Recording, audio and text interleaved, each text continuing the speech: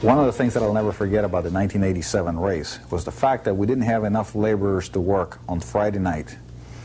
So where do you find laborers on Friday night? You go to the local jail. We came up with some prisoners that worked throughout the night and made the track ready for the following morning's racing. The 1987 Grand Prix again attracted a diverse field, including some of the world's best drivers and factory teams. Jeff Brabham was the pole sitter, and he immediately put his Nissan GTP car into the lead. As Brabham widened the lead, 1986 winner Bob Wallach put his Porsche into the tire barrier. The crash left Wallach and co-driver Darren Brassfield out of contention, if not out of the race.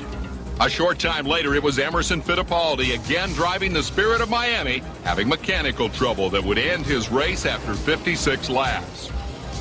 Near the end of the first hour, Brabham exits the lead car and Elliott Forbes Robinson takes the wheel, as Klaus Ludwig, who had started 10th, moved into the lead. That lasted for 14 laps. Then the Chip Robinson Derek Bell Porsche went to the front when Ludwig pitted for a driver change. 4 laps later, the Nissan, with Robinson now driving, retook the lead just before Jim Crawford hit the wall, bringing on a lengthy caution period. Crawford was co-driving with Michael Andretti. Right after the green flag, John Winter spins, damaging the contending number 0 Porsche. Some repairs were made, but a few laps later, Winter and Ludwig were watching from the sidelines. In the last hour, the Grand Prix boiled down to a duel between the Brabham-Robinson Nissan and the Porsche of Jochen Mass and Bobby Rahal.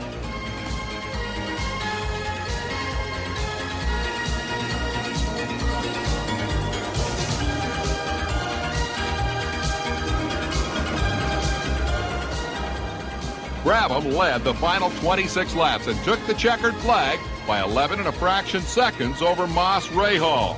The Nissan's average speed of nearly 83 miles an hour was a record, as was the 133 laps the car completed. It was the first race that I had won for Nissan, and it was the first race that the Nissan team had won in GTP racing. So it was quite a thrill, I think, for me and for the rest of the team to finally win a race. And I know going into Miami, no one really expected us to be around at the end, particularly at a tough racetrack like Miami. And you know, we surprised a lot of people, and we didn't end up doing that well for the rest of the year, but I think it really cemented the program for us.